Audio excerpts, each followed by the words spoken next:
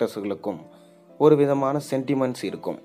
அதாவது நம்ம சிறுத்தை சிவா பார்த்தீங்கன்னா வி சென்டிமெண்ட்டை பயன்படுத்துவார். அப்படி தான் நம்ம அஜித் குமாரை வச்சு விவேகம், வேதாளம், விஸ்வாசம், வீரம்னு சொல்லிட்டு வி சென்டிமெண்ட்டை பயன்படுத்தினார். அதே போல தான் பார்த்தீங்கன்னா நம்ம ரஜினிகாந்துக்கும் ஒரு சென்டிமெண்ட்ஸ் இருக்குது. அது என்னென்னா 2 எழுத்தில் அவர் படம் பேரை வைக்க மாட்டார். அப்படி அவர் வச்சார்னா ஒன்று அவருக்கு உடம்பு சரியில்லாமல் போயிடும், இல்லை படம் பார்த்திங்கன்னா படு மோசமாக போயிடும். அப்படி எடுக்கப்பட்ட ஒரு படம் தான் பாபா. அந்த படம் 2 யுகத்தில் வச்சதுனால தான் ரஜினிக்கு அந்த படம் சரியாக போகலை. அதோடு பார்த்திங்கன்னா அவரோட கெரியரே முடிஞ்சு போகிற நிலைமைக்கு போச்சு.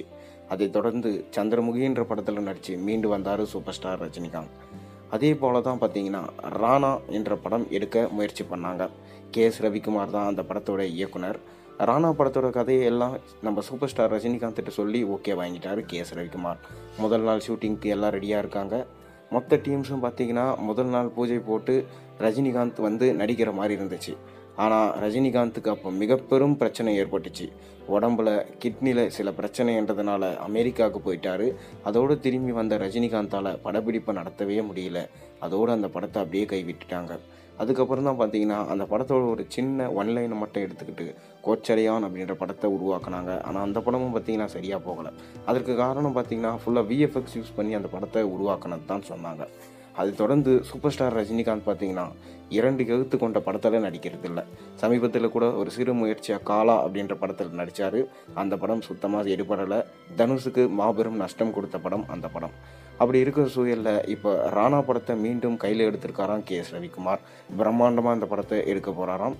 ரஜினிகிட்ட அடிக்கடி ஃபோன் பண்ணி கேட்டுட்டு தான் இருக்காராம். ரஜினியும் வாரத்துக்கு ஒரு முறை கே.எஸ். ரவிக்குமாருக்கு ஃபோன் பண்ணுறாராம்.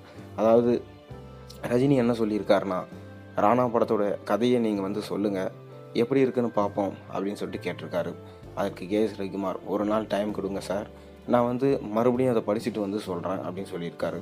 அதுக்கு கே.எஸ். ரவிக்குமாரும் அந்த கதையை படிச்சுட்டு ரஜினியோட வீட்டுக்கு போய் சொல்லியிருக்காரு. அந்த கதையை கேட்டுட்டு சூப்பர் ஸ்டார் ரஜினிகாந்த் முதல் நாளில் எப்படி சொன்னீங்களோ அந்த எனர்ஜியோடையே இருக்குது, கண்டிப்பாக இதற்கான ஒரு நல்ல தருணம் வரும், அப்போ நம்ம 2 பேரும் சேர்ந்து இந்த படத்தை எடுப்போம், அது வரைக்கும் நீங்கள் வெயிட் பண்ணுங்கள் அப்படின்னு சொல்லிட்டு ரஜினிகாந்த் சொல்லியிருக்காராம். கே.எஸ். ரவிக்குமார் இதை கேட்டுட்டு மிகவும் சந்தோஷம் அடைஞ்சிருக்காரு.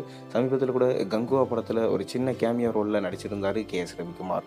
இப்போ மீண்டும் டைரக்ஷனில் வந்திருக்காராம். அதாவது ராணா படத்தை மீண்டும் கையில் எடுத்திருக்காரு. இதை பிரம்மாண்டமாக பார்த்தீங்கன்னா பேன் இந்தியன் படமாக எடுக்க போகிறாராம். இதில் மேலும் யார் யார் நடிக்க போகிறாங்கன்றதை தொடர்ந்து அடுத்தடுத்த அறிவிப்பில் வெளியிடுவாராம். பொறுத்திருந்து பார்ப்போம்.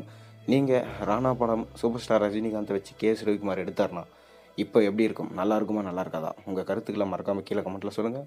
மேலும் சேனலில் போடுற ஒரு வீடியோஸும் பிடிச்சி தான் மறக்காமல் சப்ஸ்கிரைப் பண்ணி லைக் பண்ணுங்கள், பெல் ஐகானை ப்ரெஸ் பண்ணுங்கள். அப்போ தான் போடுற வீடியோஸ் எல்லாம் நோட்டிஃபிகேஷனாக சேரும்.